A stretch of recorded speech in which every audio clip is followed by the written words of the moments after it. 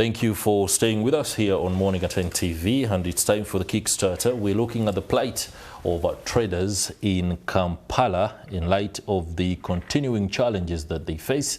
Of course, the very latest being the flash floods that saw many arcades and lockups or shops downtown inundated in what is widely believed to be a consequence of some of the activities that are going on in and around the business premises. It, however, should be noted that it's not the first time that flash floods have inundated many of the shops. So again, that could also come under debate. This morning, I'm joined by Margaret Tusime on my immediate left. She's a trader. I'm also joined by John Walugembe, Executive Director at the Federation for Small and Medium Enterprises. I'm also joined by Lukman Lubega, the Executive Member from Kasita, as well as Daniel Nubawine, spokesperson of the Kampala Capital City Authority. Ladies and gentlemen, welcome to Morning at NTV. Let me begin with the traders so that we could get an understanding of what's on the ground, what the challenges are, and how this particular conversation should move. Mr. Lukman Lubega, you are an executive member of the Kampala City Traders Association, Kasita. Bring us up to speed with the very latest controversy or contestation, especially following the flash floods. Thank you very much, Mr. Chris. It's a pleasure to be hosting me at NTV. It's actually my very first time. You're most welcome. So, as traders, as you know, we normally don't deal with the media stuff. It's like we are on our business, but there are some people who are actually responsible for us coming here. So we are dealing with the tragedy. First and foremost, we are deeply saddened by the events that took place in the wee hours in the early Friday morning, where flash floods took almost the entire stock of business downtown. So we are mourning for the fellow traders.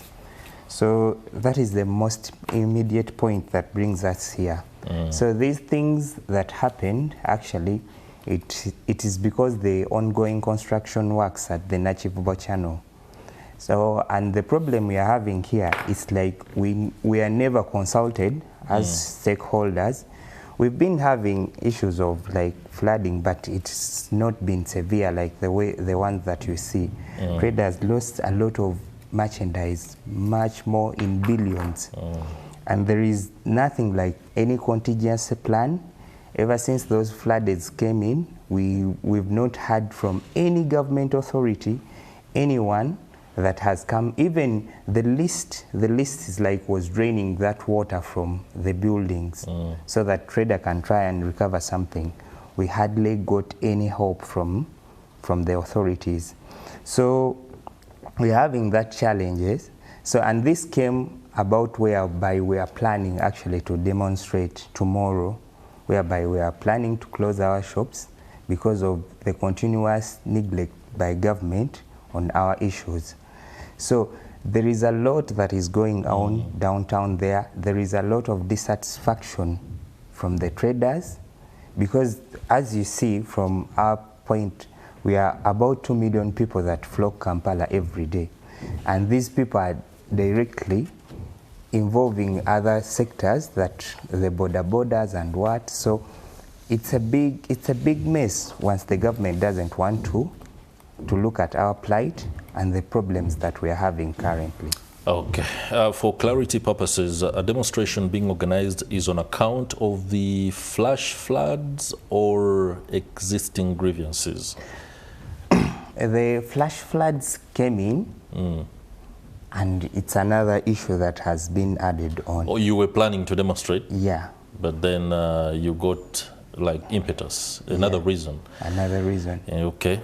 Madam Margaret Tusime, you're a trader too, and your association works under the aegis of Kasita. Yes. What is your complaint? Thank you, Chris. First of all, I'm happy to be here. I would Good morning to you viewers. I'm sending my prayers and comforting messages to the traders who have lost a lot of money, and actually we lost some of them. One was buried yesterday. It is very unfortunate.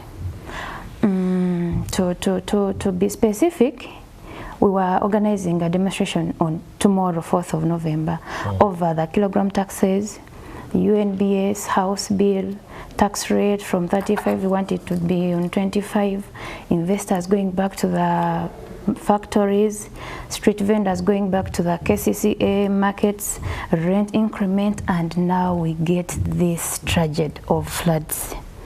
So we are adding it onto our issues after involving everyone, after dialogues, after engaging everyone, and there seems no one cares about the traders. These people feel rejected, they feel abandoned, and these people are the ones who struggle in thick and thin to make sure these people have better lives. So for this matter, we are calling everyone, every trader, no one should be left behind. We are closing all our shops come tomorrow until these people are being compensated, these ones that have lost money, until we get a very permanent solution for all these floods, until government with its agencies drops kilogram taxes on garments and textiles, until URA fixes its house bill which they introduced and they were not ready to handle as this new system. UNBS, we want UNBS to leave the non-high risk goods. Those are the goods that don't have expiry date. And in regarding this, it is garments and textiles. Things that we get from the first world country cannot come here and you say in the third world country that you want to be testing and taking to the laboratory when they are already made.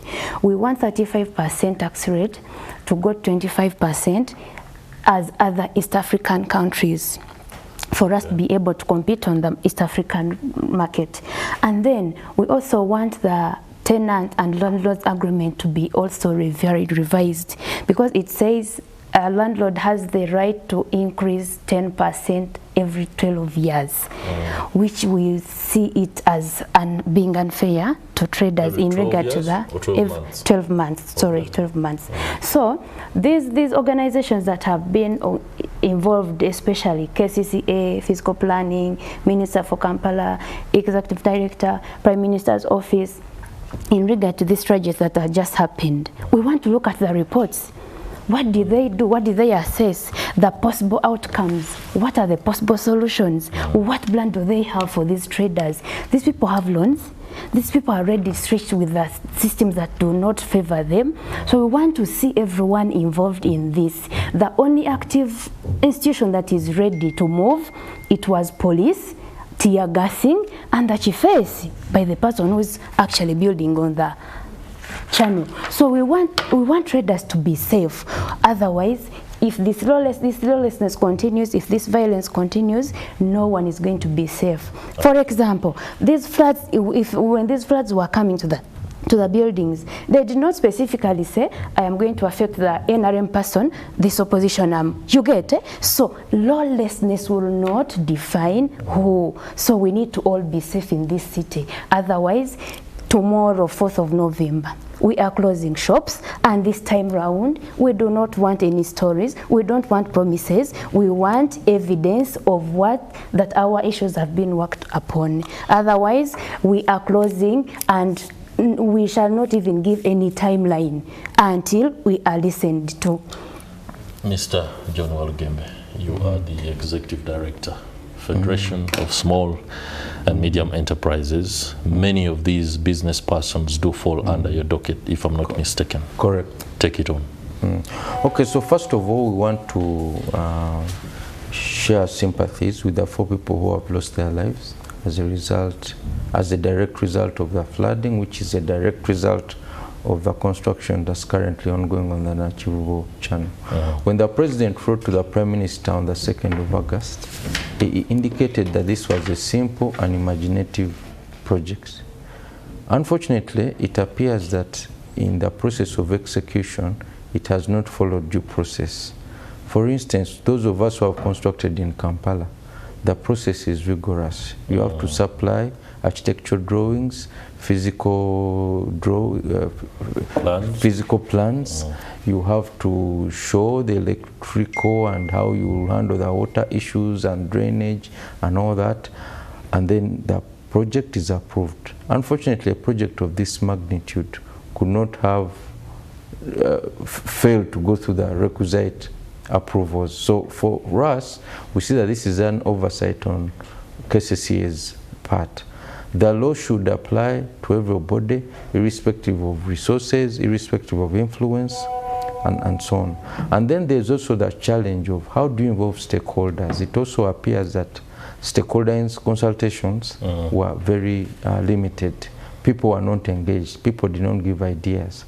And therefore, there was no plan that, you know, if such a scenario planning, if it floods, if it does this, if it does, all this didn't happen. And that's why we are in the situation that we are in. Now, we support development because, you see, you also want to develop the city. You can't just have an open channel which is being used by thieves and stuff. Yeah. So we support the project, but we are opposed to the unprofessional and haphazard way in which it has been rolled out. And hopefully the tragedy that happened can be a wake-up call for KCCA especially. KCCA, the way KCCA moves against vendors and confiscates their merchandise, I wish they would have the same sense of enthusiasm when they are dealing when they are dealing with tycoons and other rich people, you see. So we are saying that, please KCCA, please, we like Ham's development, and that we want to emphasize, but we want KCCA to do its work. Just because the president said it's a good project doesn't mean that every rule in the rule book should be thrown away. I also want to mention something. Margaret, my sister here, has raised several issues that traders have been complaining about. You see, when you have a patient who has a toothache and cannot sleep, you cannot say, but they also have an itchy skin. You first solve this one. If the person didn't sleep yesterday, you first take them to a dentist. You can't first say, now let's first get ointment. They also have an itchy skin. The issue at hand is 4 people have died because of this flooding as a result of the construction. All these other issues are critical, but you must prioritize. Otherwise, the reason, in fact, that's the advice I gave last time. Because if you go to meet the president with 8 issues, emphasize 1 or 2, and then agree with him so that they are resolved. If you bring 11 issues before him, then he will pick the simplest, and then the others get ignored. So my recommendation to you is, please, some of those issues have been there.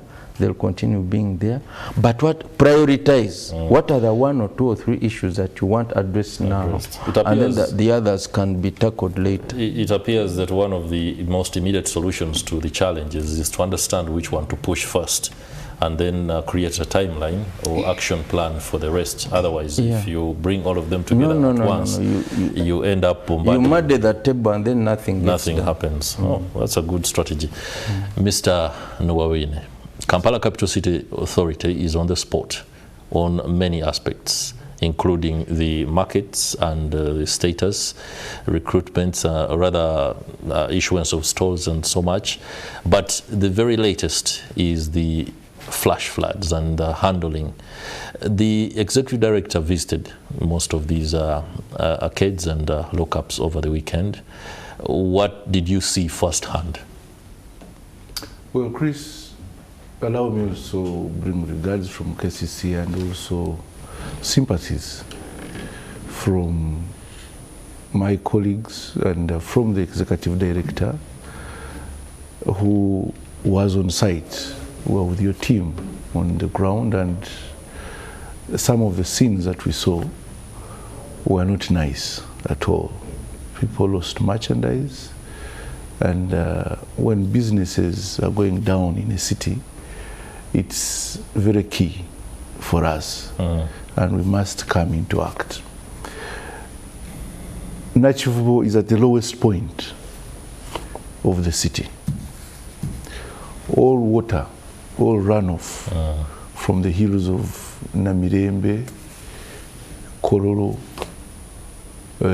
Civic Center, all that runoff ends up at Nachivubu. And it's a catchment for all these other drainages around the city.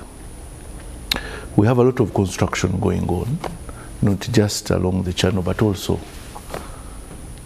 uphill. And this has caused the runoff to go higher. But we must also note that, and what we discovered from the Makerere Meteorological Department, we received over 80 millimeters of rain in a space of about 3 days. And because of a number of issues along the drainage channels, that particular area had water that rose and got into especially those properties that had converted usage of basements. And that is where the challenge is. Of course, this is not a time to point at where the fault is, because as a city we need to... There is a fault line, yes, very visible. There is a fault line, but this is not the time to get to that. This is a time of establishing what do we do to get out of this. We have a lot of inherited challenges as a city, especially physical planning challenges that we have inherited as a current city administration. And it takes time to cure these. But how do we cure them while allowing businesses to thrive? We have a number of areas where we have had drainage interventions, and in the last heavy downpour, these have had a smooth flow. If you go to Ediana, where it was terrible, if you go to Soyabunga, if you go to parts of Chambogo, if Rubiji was terrible, properties, houses were being submerged. Okay. But now it's okay. It's okay. So yes, indeed, we had a challenge, and my sister, it is not true that it is only police or... Once these flash floods came up. Yeah. Now, Mr. Nwawine, and up to now, my apologies. I would like to interject, but please do keep your train of thought. Yes. We shall be returning very shortly. I have an on-location report, and I'm going live to my colleague, Kenneth Odele, who is in Katakwi. Earlier, we said the primary leaving exams writing is today, and of course, across the country, the candidates are underway writing their papers. They should be beginning at around 9 o'clock. Good morning, Kenneth. How is Katakwi today as candidates begin? Good morning to all our viewers from wherever you're watching NTV. You're most welcome. I'm Kenneth Odele, live here in Katakwi district. Today, over 8,000 pupils are sitting in for the national examination. That's the primary examination.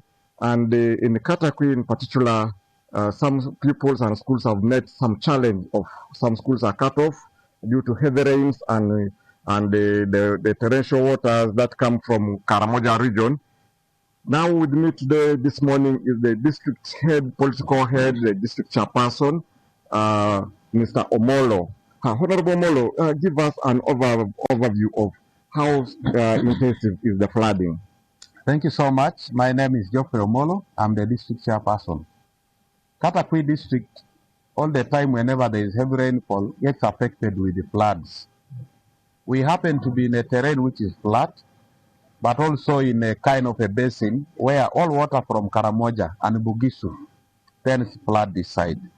As we talk today, much as you never started, but we have more than 7 schools that are inaccessible for many reasons. We have sub-counties like Okore. We have a sub-county called the Palam, Ngariam, and Magoro. Those are the worst affected. Then a sub-county called Ongongoja, where we find 2 schools are cut off. There is a school called Ongongoja Primary. There is a main bridge that has been connecting us there. Today, the water has crossed it.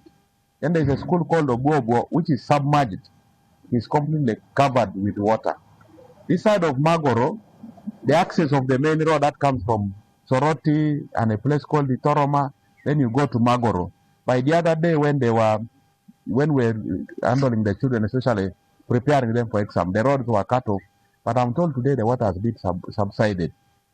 When you go to Ngariam, there is one particular school where water has almost submerged the whole school. As we talk now, these children are going to sit for exam. in a church which is nearby the school. So those are the challenges we have here, but still we are hopeful that all the children will be able to do the examination. Maybe it will only be the challenge of timing, because sometimes we may not be able to access them in time. So how are you going to deliver the exams? Because now, like the other side of Ongoja, where you are saying it is being totally cut off, and Magoro. So how is the exam going to reach that place? We are trying in many ways. As we talk now, a team already has gone to Magoro. I was also communicating to someone in that side of Ongongoja, where there is this school called the Obuobo.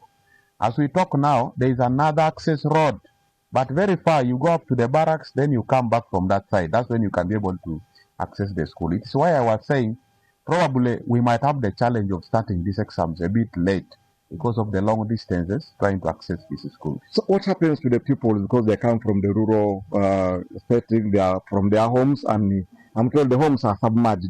So how, where did you have any previous arrangement to have children of these people's house in one particular place as they wait for the exam?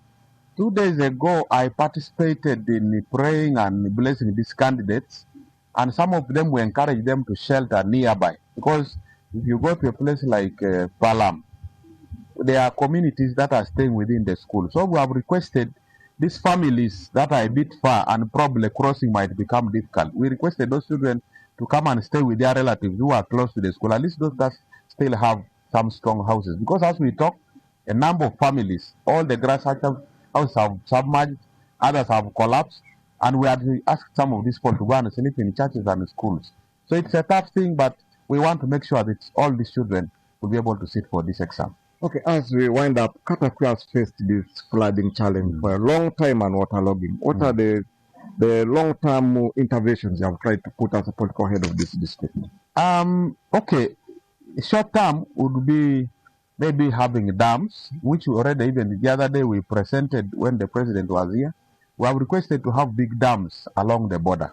Because sometimes even when it doesn't rain here, water that comes from Karamoja ends up logging at this area. So I think we are looking at if we can have what we call the valley tanks, but in the long run we'd have those big valley dams that can be able to be used for irrigation, but most importantly to make sure that we secure the communities along the borders. Because as we talk, roads even that we worked on, they are totally submerged. We need to raise them beyond a certain level, which capacity we do not have. So I feel if we put the dams across, probably that can be able to help us in the shortest time possible. Okay, thank you very much, Honorable. And that's what we have for now. Our viewers from wherever you are, we shall be updating you in the due course of the day how this PLO will end in Katakwi district. I'm here in Katakwi, Odele Kenneth. Back to you at the studio. Thank you.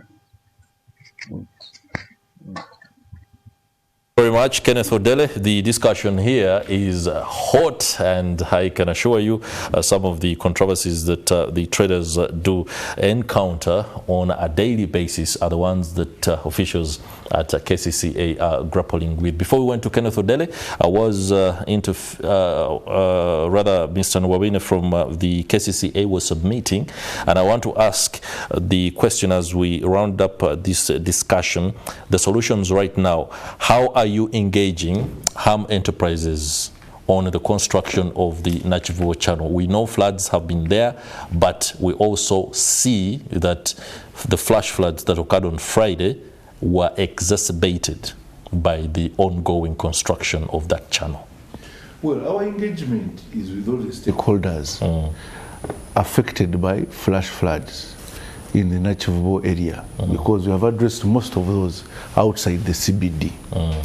And HAM is one of, or Chiham Enterprises is one of those stakeholders.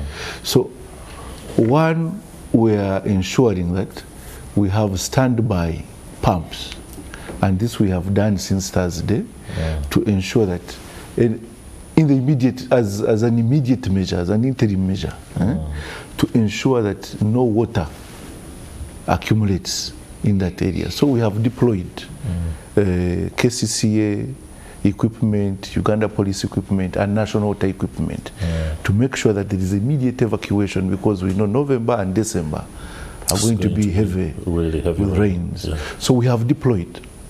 Two, our engineers are on site, and now we are having a 24-hour shift to make sure that we establish all the blockages and open them. Because along the channel, there are drainages that are supposed to put water into the Nachivubo channel. And from what we observed over the past 4 days, the water in the channel is moving. And within 15 minutes, it is actually below a foot. Meaning that the water that is supposed to be channeled into, that is supposed to be drained into the channel, has blockages somewhere. We have unblocked a few.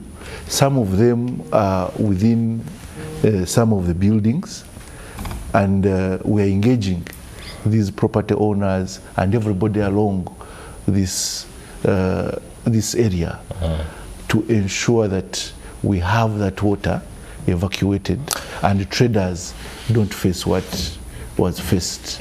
Okay, another question before I come to the traders and their leader. What takes precedence right now? The directive of the president, or there is an opportunity to discuss the circumstances of the construction of the channel itself? Because one thing I see as an outsider and as an observer is that there has not been sufficient due process in the run-up to building this channel. Well, I don't know why we are focusing ourselves more on the channel, on the reconstruction. Without looking at where it's like looking at it is the critical fault line now. It's the critical fault line now. You're looking at the rain without looking at the cloud. The clouds are the environment around where the water is coming from. And how do we drain this water into the channel? As KCCA, now, we are working hand we know in hand the environment with all government stakeholders. We have the Ministry of Water and Environment, we have National Water, we have the Ministry of Works, and we are all supporting what my brother called a noble development. And we want to see it through. And we must see it through with the least effect on the surroundings. There was, and indeed, we are yet to establish what caused this water to go beyond, because indeed there were flash floods before. Indeed, when you get into these buildings, you'll see people had improvised to make sure water does not hurt or harm their, damage their property. But we need to do better as a city. Now, yes, there are challenges that have been there inherently, but we need to do better as a city, as the urban authority, as property owners, and as developers. I would give you some last words, especially the traders and the executive member of Kasita. Chris, if you'd allow me, time is not my... Margaret raised a very big issue of the demonstration tomorrow. Yes, we are closing. Our people have had a bad week. The citizens, the traders of Kampala have had a bad week. They have a wound that is not yet healed. Actually, yes. Now, it's understood. Now, your appeal is understood. Coming up with the demonstration. The appeal is understood. Allow me, Mr. John Walugembe, solutions now. I want to ask, and you can be very brief because I have to engage my... KCCA should tackle the... I see he's being evasive, saying we have flooding issues, whatnot. The issue at hand is that the Nachivubo channel reconstruction needs to be done in a way that solves the problem, that does not cause more pain. Absolutely. And if this project did not receive that necessary approvals, whether from NEMA or from whatever, they can be it retrospectively. If you did not consult sufficiently, please go back to a drawing table and consult so that everyone moves along. As I said, it's a good project, but the execution should not be done. The how of it. A very haphazard manner, has a bad which taste. Causes people to oppose it. Okay, thank you very much. John Walugembe, Executive Director of the Federation for Small and Medium Enterprises, and many thanks. Mr. Daniel Nwawine, spokesperson of KCCA, thanks to you. Lukman Dubega, Executive Member Kasita, and many thanks Margaret Tusime, a trader, for coming and talking to us about the plight of traders in Kampala. We do know